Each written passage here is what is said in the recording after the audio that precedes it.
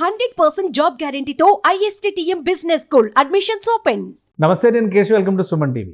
ఆంధ్రప్రదేశ్ అటవీ శాఖ మంత్రి ఒక సంచలన ఆరోపణ చేశారు. నేపాల్లో పట్టుబడిన ఎర్ర చందనానికి తిరుపతిలో ఉన్న రాజకీయ నేతలకి కనెక్షన్స్ ఉన్నాయనేది ఆ మాటల సారాంశం. నిజంగానే తిరుపతి కేంద్రంగా లేదా చిత్తూరు కేంద్రంగా ఎర్రచందనం దొంగల రవాణా అక్రమంగా జరుగుతుందా? నేపాల్లో పట్టుబడినటువంటి ఎర్రచందనానికి సంబంధించినటువంటి నాయకులు ఎవరు? ఈ అంశాలు విశ్లేషించేటువంటి ప్రయత్నం చేద్దాం. మనతో పాటు పొలిటికల్ అనలిస్ట్ చందు శ్రీనివాస్ గారు ఉన్నారు. శ్రీనివాస్ గారు నమస్కారం. నమస్కారం అండి.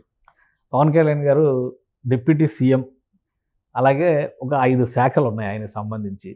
అందులో కీలకమైనది అటవీ శాఖ అని చాలా సందర్భాల్లో అనుకున్నాం. అవును. ఓ సంచలనమైనటువంటి ఆరోపణ చేశారు. నేపాల్లో దొరికినటువంటి ఎర్రచందనం లోడుకు సంబంధించిన కనెక్షన్స్, నేరుగా పేర్లు కూడా చెప్పారు ఆయన. పెద్దిరెడ్డి ఫ్యామిలీకి సంబంధం ఉంది. సో ఎంతవరకు ఇది నమ్మొచ్చు? ప్రజల్లో కూడా ఒక ఆసక్తి ఉంది, నిజంగా మంత్రుల స్థాయిలో ఉన్న వ్యక్తులు ఇలాంటి చర్యలకు పాల్పడతారా అనేటువంటి అనుమానాలు ఉన్నాయి.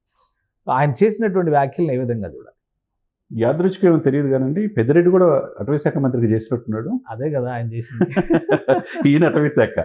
ఇప్పుడు ఆ శాఖకి ఆయన మచ్చ తెచ్చాడు అనుకోవాలా, ఈ శాఖకు వన్నీ తెస్తాడు అనుకోవాలా పవన్ కళ్యాణ్ గారు? ఎందుకంటే వీళ్ళ దగ్గర ఎవిడెన్స్ లేకపోతే మాట్లాడరు. మీరు రాష్ట్రాల సరిహద్దును దాటిచ్చారు కానీ మంత్రులు, మాజీ మంత్రులు పెద్దిరెడ్డి రామచంద్ర పేరే ఉదరించాడు. చెప్పారు. అదేవిధంగా వాళ్ళ అబ్బాయి మిథున్ రెడ్డి పేరు కూడా చెప్పి మీరు ఈ రాష్ట్ర సరిహద్దుల్లో టోల్గేట్లు ఉంటే, చెక్ పోస్టులు ఉంటే, ఇది పెద్దిరెడ్డి ధనంగానే పాని అని చెప్పి మీకు పంపించారు. కానీ నేపాల్ దగ్గర వెళ్ళేదలిగి ఆగింది. 1000 కోట్ల మెట్రిక్ టన్నుల ఈ యొక్క ఎర్రచందనాన్ని మీరు నేపాల్లో ఆపారంటే అక్కడ తెలియదు కదా, మీ భాష తెలియదు, మీ యాస తెలియదు అన్నట్టు ఆ ఫైల్ నా దగ్గరికి వచ్చింది అన్నాడు. అంటే ఇక్కడ ప్రభుత్వం మారిపోయింది, పద్ధతి మారిపోయింది, పరిపాలన మారిపోయింది, సమర్థవంతంగా చేసే యంత్రాంగం వచ్చింది. ఇప్పుడు మీరన్నట్టు నేపాల్ దగ్గర అక్కడ కొన్ని లారీలు దొరికిన మాట వాస్తవం. ఆ ఫైల్ ఏం చేయాలా, ఇక్కడికి మళ్ళీ ఆంధ్రప్రదేశ్ ఎలా తెప్పించాలనే దాని మీద ఉన్నాను. దీని వెనక ఎవరు ఉన్నారని అందరికీ తెలిసిన అంశమే.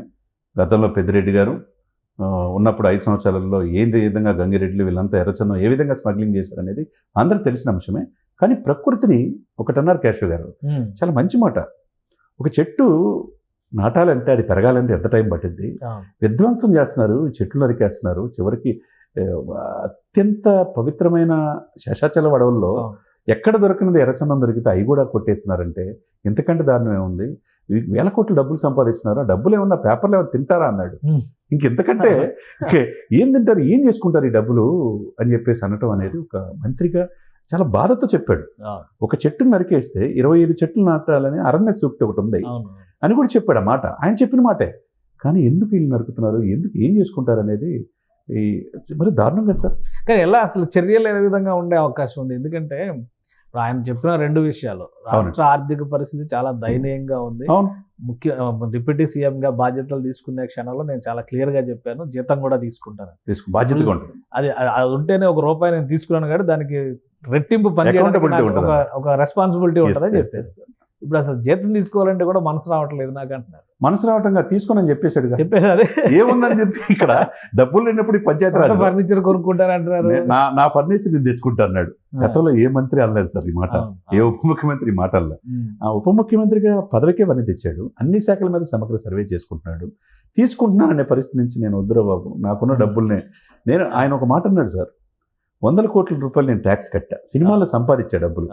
నేను ఇన్ని సంవత్సరాల కాదు 20 సంవత్సరాల్లో 1 లేకపోతే 2 గంటలు మా చార్టెడ్ అకౌంట్తో కూర్చున్నది. ఇంత ట్యాక్స్ కట్టాలంటే కట్టమని చెప్పానేవాడిని. కానీ ఈ శాఖల మీద రోజు 10-15 గంటలు కూర్చుంటున్నాను. ఎందుకు? ప్రభుత్వం ప్రజల కోసం, ప్రజల డబ్బుని కొంతమంది చేతుల్లో దోపిడీ చేస్తే అది కక్కించాలి. ప్రజల డబ్బు కోసం, ప్రజల కోసం ఇన్ని గంటలు నేను రివ్యూ కూర్చుంటున్నాను అన్నాడు. అది గొప్ప మాట అండి. ఏ మంత్రి కూడా ఇంత రివ్యూ చేయాల. మీరన్నట్టు తనకొచ్చే జీతం కూడా తను తీసుకొని అంటున్నాడు, తన ఫర్నిచర్ తను తెచ్చుకుంటున్నాడు. తనతో పాటు ప్రతి గ్రామానికి మంచినీరు లేని అంటే సురక్షితమైన గ్రామంలో రక్షిత మంచినీరు లేని గ్రామం లేదు, అన్నీ హ్యాపీగా ఉన్నాయనే పేరు తెచ్చుకుంటానన్నాడు. అది గొప్ప మాట కదా. కాబట్టి మీరన్నట్టు వైల్డ్ లైఫ్ యాక్ట్ అనేది ఒకటి ఉందండి, అటవీ రక్షణ చట్టం తన పని తను చేసుకుపోతుంది. ఈ యొక్క ఓబులాపురమైన మాటున అనేక అడవిని ఆక్రమించుకుంది మనం చూసాం. ఆయన కూడా గతంలో సిబిఐ ఇది అరెస్ట్ చేసింది, గాలి జనార్దన్ రెడ్డిని. తర్వాత ఇక్కడ కూడా అటవీ శేషాచలం కొండ కానించి ఉత్తరాంధ్రలో అనేక కొండలు ఉన్నాయి. ఇవన్నీ కూడా ఒక గ్రీన్ కోడ్ ట్రిబ్యునల్ ఉంది. గ్రీన్ ట్రిబ్యునల్ అనేది ఒకటి ఉంటుంది. అటవీ సంపదను ఎట్లా పడితే అట్లా చేసుకోకూడదు. కర్నూలులో కూడా అడవిని గ్రీన్ కోర్ కంపెనీ ఆక్రమించింది, పర్యావరణం భంగం కలిగిస్తుంది, అది కూడా రివ్యూ చేశాడు ఈయన. ఇకపోతే ఈ యొక్క రెడ్ శాండిల్ అనేది చంద్రబాబు నాయుడు గారి హయాంలో కొన్ని వేల టన్నులు ఇట్లనే ఎక్కడికక్కడ ఇచ్చేసారు, అరెస్ట్ చేసి కార్లు సీజ్ చేశారు. అవన్నీ ఈ ప్రభుత్వం వచ్చిన తర్వాత ఆక్షన్ చేసి వీళ్ళు కలెక్ట్ చేసుకున్నారు. ఈ 5 సంవత్సరాలు ఎప్పుడు రెడ్ శాండిల్ పట్టుకోవాలి, ఎందుకంటే వైసీపీ నాయకులే దీంట్లో ఉన్నప్పుడు ఎలా పట్టుకుంటారు అంటే నిరూపించే అవకాశాలు ఉంటాయి ఆధార సహితంగా. 100% చాలా కీలకమైనటువంటి నాయకులు. డెఫినెట్గా ఇక్కడ అటవీ శాఖకి ఫుల్ పవర్స్ ఇస్తాడు సార్ అటవీ శాఖ మంత్రిగా. ఈ రవాణా తమిళనాడు గుండాలు వచ్చి ఇక్కడ అక్రమంగా ఎర్రచందనాన్ని కొట్టేస్తున్నారు వాళ్ళు, కూలీలు వచ్చి. ఇప్పుడు ఈ సిచ్యువేషన్స్లో కొంతమంది అమాయకులైన ఫారెస్ట్ ఆఫీసర్లు కూడా చంపేశారు వాళ్ళు. ఇప్పుడు వాళ్ళకు కూడా ఆయుధాలు ఇవ్వాల్సిన అవసరం ఉన్నది. ఈయన డెఫినెట్గా అటవీ సంరక్షణ చట్టాన్ని తీసుకుంటాడు. దాని మాటన ఫారెస్ట్ ఆఫీసర్స్ కూడా ప్రాణాలు కాపాడవలసిన బాధ్యత కూడా అటవీ శాఖ మంత్రికి ఉంటుంది. కాబట్టి ఈయన ఈ చట్టాన్ని తీసుకొని ఎవరైనా దీంట్లో పెద్దిరెడ్డి ఉన్నా, మిథున్ రెడ్డి ఉన్నా, గంగిరెడ్డి ఉన్నా, వైసీపీ నాయకులు ఎవరున్నా కానీ ఎంతమంది ఈ అడవిని విధ్వంసం చేస్తున్నారో, ఎర్రచందన స్మగ్లింగ్ చేస్తున్నారు, ఈ 5 సంవత్సరాల్లో ఎంత చేశారు, ఎంత విదేశాలకు వెళ్ళినాయి అనేది కూడా బయటకు తీయాల్సిన బాధ్యత డెఫినెట్గా ఉంటుంది. అటవీ పర్యావరణం కాపాడే మంత్రిగా పవన్ కళ్యాణ్ గారు డెఫినెట్గా అందులో ఆయన నిజాయితీకి నిలువెత్తు నిదర్శనం.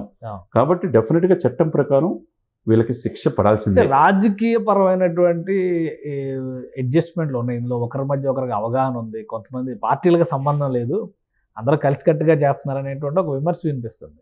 సో అట్లాంటి పరిస్థితి వస్తే సొంత పార్టీ నాయకులు లేదా మిత్రపక్షాల నాయకులు ఎవరన్నా ఇందులో ఇరుక్కుంటే ఏంటి పరిస్థితి? నేను ఒక మాట చెప్పమంటారు, పవన్ కళ్యాణ్ గారి మెంటాలిటీని బట్టి దాంట్లో ఒకవేళ జనసేన వాళ్ళు కూడా ఉన్నా వాళ్ళని కూడా శిక్ష చేయమంటాడు, పార్టీ నుంచి బహిష్కరిస్తాడు. అందులో ఆయనకు rule is rule for all. తన అన్నతోనే విభేదించి పార్టీని పెట్టినాడు సార్. పార్టీ ప్రజల కోసం, ఆంధ్రప్రదేశ్ ప్రజల కోసం పెట్టినాడు, దశాబ్దం నడిపినాడు. ఎన్నో అవమానాలు, ఎన్నో అవహేళనకు గురైనాడు. తన కుటుంబాన్ని, తన ఫ్యామిలీని ప్యాకేజ్ మ్యారేజ్ చేశారు. మీకు తెలియదు ఏమన్నా, జగన్మోహన్ రెడ్డి గారితో పాటు మంత్రులందరూ అసెంబ్లీ గేటు దాటనేమన్నారు. మొక్కువని దైనంతో ఒక స్థిత ప్రజ్ఞలాగా ఈ రోజు ఉన్నాడు. కాబట్టి ఈ రోజు అంత గౌరవప్రదంగా అందరూ ఆయన చుట్టే తిరుగుతుంది రాజకీయాలు. అటవీ శాఖకు సంబంధించి సంచలనాలు నమోదయ్యే అవకాశం 100% ఉంటాయి. డెఫినెట్గా సంచలనాలు ఉంటాయి. దీంట్లో ఇదేనాక ఎవరున్నా కానీ డెఫినెట్గా బయటకు తీసుకొచ్చి ప్రజా కోర్టులో నిలబెడతాడు, డౌటే లేదు అందులో. రైట్, థ్యాంక్ యూ శ్రీనివాస్ గారు, మీ అభిప్రాయం తెలియజేసినందుకు. ఇది నేపాల్లో పట్టుబడినటువంటి ఎర్రచందనం దొంగలకి సంబంధించిన ఆనవాళ్లు చిత్తూరు కేంద్రంగానే ఉన్నాయని ఉప ముఖ్యమంత్రి పవన్ కళ్యాణ్ తేల్చి చెప్పేశారు. దీనికి సంబంధించినటువంటి ఆధారాలపైన కూడా అధ్యయనం చేస్తున్నట్టు చెప్తున్నారు. అతి త్వరలోనే మరిన్ని సంచలనాలు ఈ కేసులో బయటపడేటువంటి అవకాశాలు కనిపిస్తున్నాయి. ఇది special discussion, keep watching. Suman టీవీలో మీ పర్సనల్ అండ్ బిజినెస్ ప్రమోషన్స్ కోసం కింది నెంబర్కి కాంటాక్ట్ చేయండి.